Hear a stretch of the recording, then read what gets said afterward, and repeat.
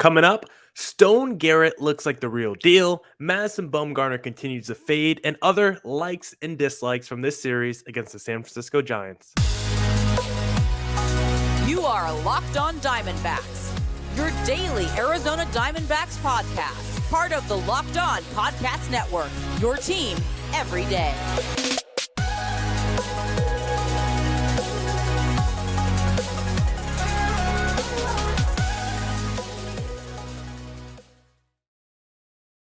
Welcome into the Locked On Diamondbacks podcast, part of the Locked On Podcast Network, your team every day. Today's episode is brought to you by BetOnline. BetOnline has you covered this season with more props, odds, and lines than ever before. BetOnline, where the game starts. I'm your host, Millard Thomas. I'm a multimedia journalist and I'm a graphic designer, so please go check out my website, MillardThomas24.myportfolio.com. On there, you can see all my latest work, from my packages to my articles, to my photos, and my graphic design. Got a little tongue twisted there. If you want to see more content by me, just follow me on Twitter at CreatorThomas24 for my personal account. Look up the show account, Locked On Diamondbacks, on both Twitter and Instagram. Just type it in that little search bar and follow us on YouTube, Locked On Diamondbacks, so you guys can see my ugly mug. And of course, thank you for making Locked On Diamondbacks your first listen every day. I would not be able to do this podcast without you, my loyal listeners, sharing, subscribing, reviewing, doing all that so I could do this podcast for you. Thank you. It's free and available on all platforms, so please continue to tell your friends. And on today's pod, I want to jump into some likes and dislikes from this series against the San Francisco Giants, because I thought the D-backs were going to roll over after watching the first two games in the series, where Madison Bumgarner, game one, struggles, gives up 6 earned runs, does not look very good. D-backs get blown out in game one. Come back for game two, it looks like Merrill Kelly's dominating. It feels like the D-backs are going to somehow pull away with a 1-0 victory. Bullpen blows it, and you're like, whoa, you lose the first game in blowout fashion. You blow the second game, and it's like, do you have enough pride? We talked about that competitive pride yesterday on the podcast. Do any of these D-backs players have enough competitive pride to stand up down 0-2 in a series where these games don't really mean anything? Can they get up for a game against the NL West rival in a series that don't mean much? The D-backs responded unjust, and they were able to respond the next two games. Zach Davies looked great in game three. Then Zach Gallen looked great in today's game to split the series, because it did not feel like the D-backs were going to split the series after being down 2-0. But like I said, the D-backs have been pretty good against the Giants so far this season.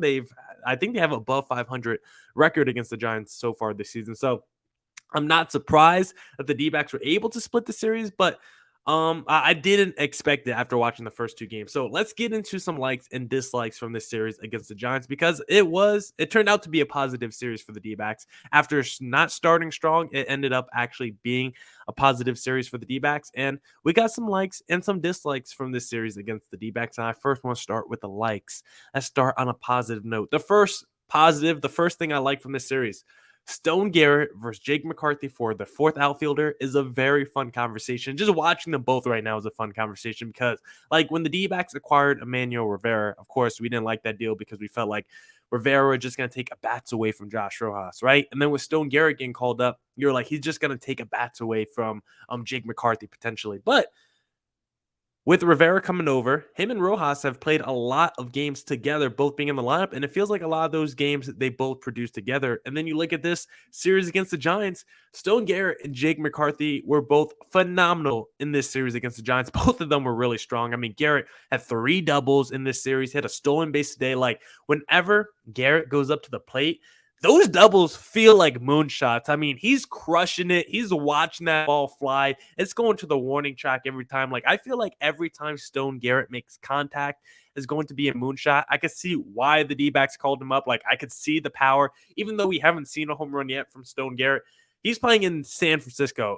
Some of those doubles in other ballparks probably would have been home runs. Like, this dude just has that power profile. When he swings, it's easily detectable when you watch him. So this guy, I think, could be good. I mean, I like the way he looks when he's at the plate swinging the ball. He's got some speed. He's got some pop. So I like Stone Garrett as well. But he's in competition with Jake McCarthy, and right now they're both making a name for each other. Jake McCarthy had a hit every game this series, including 2 multi-hit games. He looked super comfortable up there. He's always making plays on the bases. Like I brought up that stat the other day. I think over 50% of the time he's taking an extra base when he's a base runner. Like Jake McCarthy is always putting himself in good scoring positions on the bases. He's a quick guy. He can get to second to third really quickly. I think we saw that in today's game with that Carson Kelly double. Jake McCarthy go from first to third. So I like both of these guys right now in the outfield. And who knows, maybe if you're the D-backs, you have more than 4 outfielders next season. I mean, you're going to have Varsho, you're going to have Corbin Carroll, and you're going to have Alec Thomas, but maybe do a little bit more Varsho platooning at catcher so you have Jake McCarthy and Stone Garrett on the major league roster, because right now with the way those 2 guys are swinging their bats, you need to give them as many opportunities as possible. Another thing that impressed me that I want to talk about to round out segment number 1 is Christian Walker and Josh Rojas, because both of them are continuing to impress. They were on my list of things that have really impressed me since the All-Star break. And in this series, they continue to impress because Christian Walker has been kind of, home run or bust for most of the season. But since the All-Star break, this is a guy who's actually hitting for contact. OPS is a little bit raised, but he's striking out at a lesser rate than he was, the first half of the season, which is really important in this series. He had 2 bombs, 2 home runs, had a hit, I think, in 3 of the 4 games. Like, it was another strong series from Christian Walker, showed the pop, didn't strike out a ton, and I just think he's swinging a really nice bat right now, along with Josh Rojas, who is just super. I mean, Josh Rojas seems super locked in at the plate right now. His average after today's game is at 283 with the 355 OBP and a 412 slugging. So that slugging, that overall OPS is still not above 800, which I want it to be, but it's getting pretty close to that. With that 283 average, like, Rojas looks locked in. He looked great at the plate today against the Giants. He had multiple. How many doubles did he have today? It felt like he had at least 2 doubles. He only had 1 double today, but he had just some incredibly long shots in that game today. Rojas also added a couple more steals to his total in this series, 17 now in the season. Now, the sad part is he was caught for the first time this season in today's game, which, Rojas has been great. He got picked off, he got caught stealing. So, he got himself into a little bit of trouble in that situation, but so far in the second half, Rojas looks super locked in with Christian Walker. They both look locked in. They just both look comfortable at the plate. Like, they're not just going up there and getting fooled. Do they still strike out at times? Yeah, but felt like in the first half they struck out at a way higher rate, which they did. And now they seem to be more comfortable. They seem to be a little bit more rejuvenated and recharged after that All-Star break, like a couple of D-backs players like the Jake McCarthys of the world who we talked about. So, no Ketel Marte in the lineup. Josh Rojas steps up to the plate, and he was able to carry the offensive load for his team today. So I love the way Rojas, Walker, Garrett, Jake McCarthy, I love the way those boys are playing right now. They look really good in this lineup. And it's like, we're not even talking about Ketel Marte really that much. We're not talking about Dalton Varsho that much. We're talking about these other offensive players in the D-backs lineup. And that has to make you feel good if you're a D-backs fan. It's not just the stars in your lineup putting in work. It's also the ancillary pieces. So when we talk about this D-backs lineup, the future, 3 to 4 years from now, being one of the best in baseball, it's because of these secondary pieces that may not turn into stars like the Josh Rojas, but are still very good above average major leaguers. So very impressed with what some of the offensive players were able to do with the D-backs this series against the Giants. Now, I want to talk about some more positives and non-positives from the series against the Giants. But I first want to talk to you about your liver, because what's more positive than your liver, right? It's the body's metabolic furnace, but it's responsible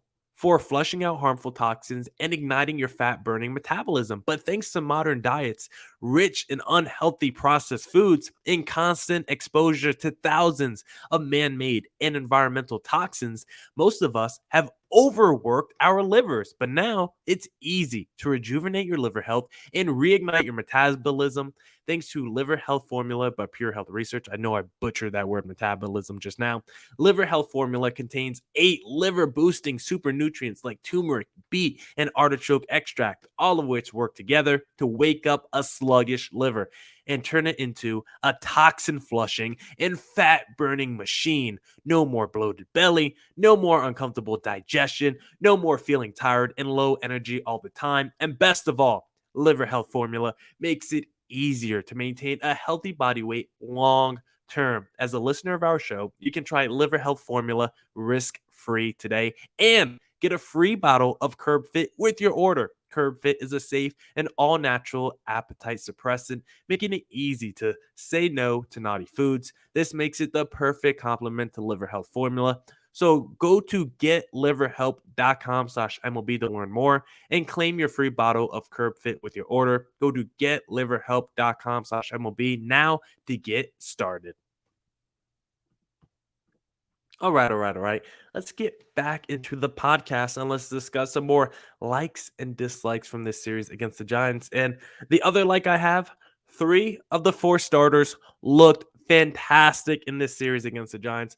Let's first start with Zach Gallen and move our way backwards because Zach Gallen today against the Giants. Oh my God, Gallen, you look phenomenal. It was the rubber matchup. I guess not since it was a 4-game series, but to me it was because you had Logan Webb versus Zach Gallen, the 2 aces of both of the staffs. And Logan Webb, he didn't look like an ace today. 4 2/3 innings pitch. The D-backs, at one point it said 4 earned runs, but I guess ESPN redid their scoring. So now only 3 earned runs given up by Logan Webb, 5 runs total. And the D-backs were able to hit him around, still gave up 9 hits. Like the D-backs offense was pretty locked in on Logan Webb, but the Giants offense couldn't say the same for Zach Gallen because Zach Gallen is in his freaking bag right now. This man, Zach Gallen, is looking like a superstar pitcher. And as the season is going on later and later, Zach Gallen is just getting better and better as the season starts to fade. Career high 12 strikeouts against the Giants and 21.2 straight scoreless innings pitch for Zach Gallen. He's locked in. And for a guy that's getting better as the season fades, that makes you wonder, what kind of postseason pitcher could Zach Gallen be? The D-backs ever made it to the playoffs. Hopefully soon they could do that because if someone is getting better as the season gets later, that bodes well for the postseason. I think Gallen's definitely the kind of guy got the pitching stuff to translate to the postseason, unlike a Clayton Kershaw who sucks in the postseason. Zach Gallen would be a great postseason performer. So hopefully we could get there one day with Zach Gallen, and maybe we could with this rotation perform the way they are because in yesterday's game 3, Zach Davies was on the bump and he also looked fantastic. 5 innings pitch, 1 earned run, 6 strikeouts. Just a perfect day for Zach Davies. He didn't go deep into the ball game, but he definitely did just enough of not allowing runners on the bases, not giving up. Just great in terms of run prevention. Like I talked about, I would be pretty happy if Zach Davies returned to the D-backs next season. Like his traditional numbers aren't like eye-popping or phenomenal or anything like that, but his numbers are right aligned with what his career numbers are, which makes him like a solid number 4 starter, number 3, probably number 4 starter in your rotation. And if Davies comes back next year as the number 4 starter and Brent Strom doesn't decide to retire or anything like that, like I like that D-backs rotation. Gallen, Kelly, Davies, I like 3 of those 5 starters. Now, Mad Bum will probably be there too. I don't love Mad Bum, but Davies, I think, has been very good this season. He's got under a 4 ERA now after his most recent start. Like, considering what I thought we were getting from Zach Davies when we signed, like, Zach Davies, if you remember recently, his last couple seasons before coming over to Arizona, he wasn't very good. He was good in 2020, but that was a shortened season. But in 2021, a full season with the Cubs, 32 starts, a 5.78 ERA, a 5.45 FIP. Like he didn't look very good, but there was optimism that Zach Davies could be good because the shortened season he was good, 2020 with the Padres, and 2019 full season with the Brewers, a 3.55 ERA. So 3 of the last 4 seasons, he's had a pretty damn good ERA. Really, 2021 was the only outlier year, and he's only 29 years old. So why not bring Zach Davies back for next season? The D-backs feel like it's necessary. And then game 2, Merrill Kelly, our other frontline starter, Zach Gallen, Merrill Kelly. I said they were a fringe top 10 duo before. I'm moving them up. They're getting the bump up in my rankings. They're moving up to number 7. They're top 7 duo in all of baseball as a frontline duo because Merrill Kelly in game 2, 7 innings pitched, 7 strikeouts, no earned runs. All these pitchers just look locked in when it comes to their stuff, their tools in their tool belt. Brent Strom just seems to be pulling the perfect strings. Carson Kelly back behind the plate, calling perfect games for these pitchers, and everyone is just in unison.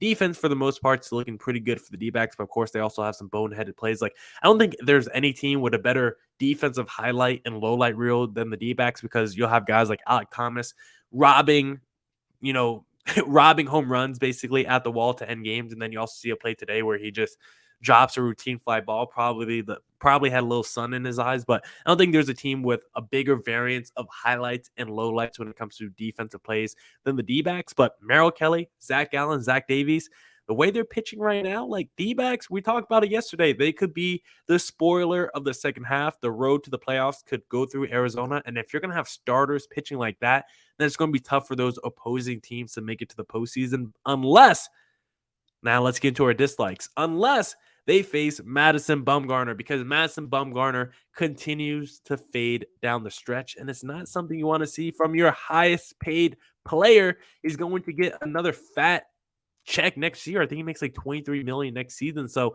Madison Bumgarner is still getting paid a lot of money. And I do like that he's always available. Like, he hasn't missed a start yet this season. Like, availability is a good ability, but whoever tells you availability is the best ability, like, yeah, I think some D-backs fans would actually not mind if Madison Bumgarner took a start or two off. But Madison Bumgarner in that recent start, 5 2/3, 6 earned runs, I already talked about. But before that, 6 innings, 5 earned runs. Before that, 5 2/3, 4 earned runs. Before that, 6 innings, 4 earned runs. So he's at least going deep into ball games. But then before that, 8 innings, 2 earned runs, elite. But then before that, 5 innings, 4 earned runs. So basically, 1, 2, 3, 4. In 5 of his last 6 starts, he's given up at least 4 earned runs. Madison Bumgarner is fading down the stretch. His ERA is now at a 4.37. When he, after his July 9th start against the Colorado Rockies, he had a 3.65 ERA. That was before this run of 4 of 5 starts, giving up 4 earned runs. Or excuse me, that was before his run of 5 of 6 starts, giving up 4 earned runs. After his July 9th start, 3.65 ERA. Since then, 3.83, 3.71, 3.83, 3.96, 4.13, then 4.37. Madison Bumgarner is fading down the stretch. And if you got Madison Bumgarner on your fantasy team, I would fade Mad Bum because he's someone that's not trustworthy right now. And heading into next season, we always talk about positive momentum. That was a big theme on yesterday's podcast, building positive momentum in the second half. So when you enter next season, hopefully some of that momentum continues. You build a winning culture. And Mad Bum is kind of holding us back a little bit. He's a veteran. He's got all the experience in the world, but he just isn't very good anymore. And Brent Strom is trying his best, but as all the other pitchers in the rotation seem to get better as the season goes on, Madison Bumgarner seems to be hitting that wall. Still only 33 years old. It's not like Madison Bumgarner is a dude that's ridiculously old. Like, when the D-backs signed him, he was only 30 years old. Like, he's going to be Zach Davies' age next season. Does it feel like Zach Davies is about to hit some insane wall? No. And of course, Madison Bumgarner broke into Major League Baseball at age 19. So he was like already an 11-year veteran when the D-backs signed him. But this is someone that shouldn't be as broken down as he is. He probably shouldn't be as bad as he is, considering he's still in his early 30s. But the 30s have not treated Madison Bumgarner well. He's fading down the stretch. And if you have him on your fantasy team, I would fade Madison Bumgarner. Now, I got a few more likes I want to discuss with you guys before we get out of here today. But if you want to bet on Madison Bumgarner continuing to fade down the stretch, you need to head to betonline.net because it's the fastest and easiest way to check in on all your betting needs. Find all your favorite sports and events at the #1 online source for odds, lines, and games. Find reviews and news of every league, including Major League Baseball, NFL, NBA, NHL, combat sports, esports, and even golf. BetOnline continues to be the top online resource for your sports wagering information, from live in-game betting, scores, and podcasts. They have you covered. Head to BetOnline today or use your mobile device to learn more about the action happening today. BetOnline, where the game starts. All right. Let's get back into the podcast and let's discuss a few more dislikes I have. And one of them is, please, can we get less Ian Kendi and less Chris Davinsky? Now, it's more of what I talked about yesterday, less Ian Kendi in that closer role, because I did not like seeing Ian Kendi close game 2, at least attempt to close game 2, and the D-backs blow it. Like, that was such a beautiful Merrill Kelly start. 7 innings, walked the tightrope, gave up no earned runs to the Giants. I think Mantiply came in that 8th inning, shut it down. The D-backs, I mean, I was like, can the D-backs pull off a 1-0 victory? I'm never confident when the D-backs enter the 9th inning up 1-0. That just feels like that feels like a blown save waiting to happen. And it was in game 2 of this series because of Ian Kendi entering the game. And like I talked about in yesterday's pod, Ian Kendi just has not been good in save situations. Like, I'm not done as I'm not done with Ian Kennedy as a reliever, just as a closer. Make him the setup guy. Make him the seventh inning guy. I don't care. But in save situations this year, he has an ERA north of 4, which just isn't going to cut it. Ian Kennedy, veteran, experience, but just a little bit over the hill. So let's let's not put him in those high leverage closing situations. Let's get him in a little bit more low leverage situations, along with his other reliever, Chris Davinsky, because I think he's given up a run in like 2 or 3 straight outings. I don't even know. I don't even need to see the stats for Chris Davinsky, because every time I turn on TV, I feel like Davinsky is giving up an earned run. And just like, what does he provide? What does he offer? I already broached this question one time on the podcast. What does Chris Davinsky do for me on my major league roster? Like, he's not a very good reliever. You're trying to recapture some all-star form he had like 8 years ago. Like, let's give that spot to some young pitchers we have in our, in our bullpen in the minor leagues. Like, the D-backs have a ton of young pitchers around 24 to 26 years old that are ready to make an impact, or at least, be given the opportunity to make an impact. And instead, we throw out guys like Chris Davinsky, who almost blew game 3 after Zach Davies left. Like, I'm just off the Davinsky bandwagon entirely. Like, Ian Kennedy, I just don't want to see him anymore as a closer. Davinsky, you could just DFA him and get him off the roster. Like, I don't really have any love for Chris Davinsky. No shade to him as a person or anything like that, but as a player, I'm off the Chris Davinsky bandwagon. Another thing I dislike, Seth Beer just not doing anything with his short stint. Like, he went 0 in the first 2 games of this series. I believe he got demoted. I think he was demoted for Stone Garrett. And so far, that move looks like it's going to work out. And for Seth Beer, this is someone that I was hoping gets more opportunity down the stretch. He'll probably get called up at least one more time and get some at-bats under his belt. But he's someone that I thought really needed a big, end to the season to make a case for him as maybe battling for that first base position entering spring training next season. But it really doesn't feel like the D-backs have a ton of confidence in Seth Beer. It doesn't feel like Seth Beer has a ton of confidence in himself right now. I don't have a ton of confidence in Seth Beer being the first baseman of the future. And I made the case for a D-backs prospect yesterday. I believe it was Dominic Canzone, a guy who plays first base for the D-backs in the minor leagues. And he's someone that has really strong stats. He's someone that's raked since college. He's kind of like a Seth Beer, like at every level he's raked.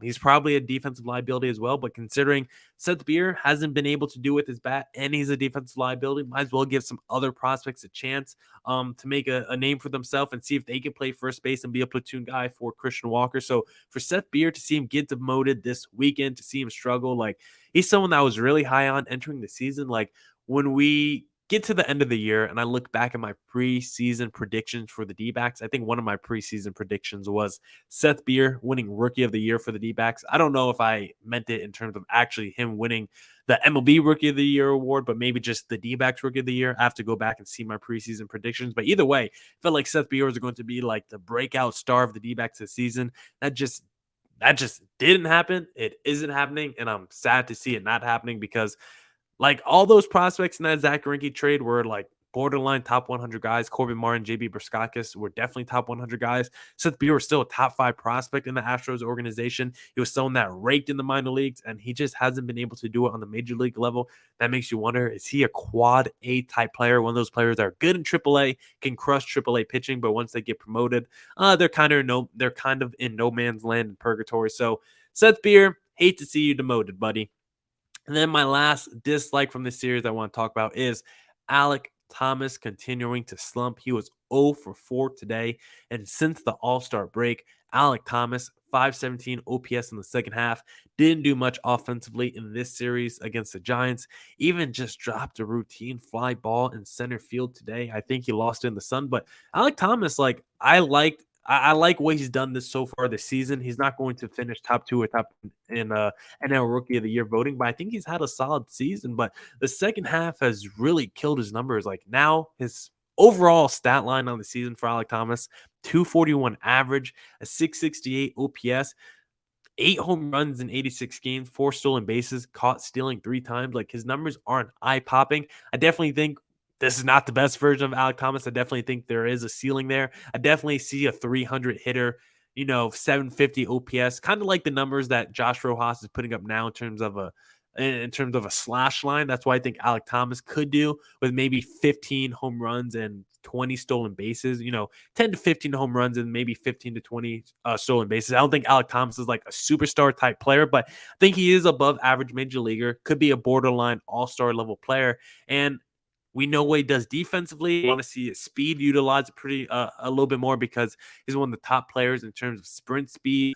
He's in the 90th plus percentile in sprint speed. So I want to see that speed be utilized a little bit more for Alec Thomas. Of course, we want to see him hitting at the top of the lineup a little bit more, but he also needs to perform a little bit better. I know Alec Thomas performs better when he's batting second as opposed to batting seventh, but he's going to have to get his production numbers up when he's batting seventh so he can be moved up in the lineup. But either way, I just don't like the way he's slumping right now. And I'm hoping to end the season, Alec Thomas can get back on track because he's going to get opportunities. He's going to get at bats. He's one of those guys that I think gets pretty locked into an everyday role. One, because he's such a freaking phenomenal defensive player, and two, he's young and he's one of the top D-backs prospects. So I think he will get a lot of opportunities to end the season. But I hope Alec Thomas can break out of this slump and get back to what he was doing that first month of the season with the D-backs, because he's kind of a slap ball hitter a little bit, but I think he's great at making contact.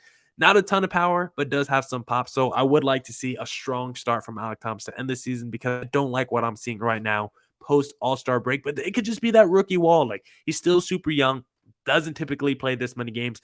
Could be the rookie wall that he's seeing right now, but let's hope he can hit that wall and then break through to power through to the end of the season. Now, that's it for this edition of the Locked on Diamondbacks podcast. Thank you to everyone who tuned into today's podcast. It's Friday, so go back and catch up on any pods you might have missed. Recorded with Sully Baseball earlier in the week, so go check out that podcast. Thank you to everyone for making Locked on Diamondbacks your first listen every day. Would not be able to do this podcast without you, my loyal listeners, sharing, subscribing, reviewing. So thank you for that. Make your second listen of the day Locked on MLB. My pal Sully Baseball, Walking Baseball Encyclopedia. Of course, very knowledgeable about the game. Come back next week for more Diamondbacks news coverage and insight. And as always, stay safe, stay healthy. Deuces!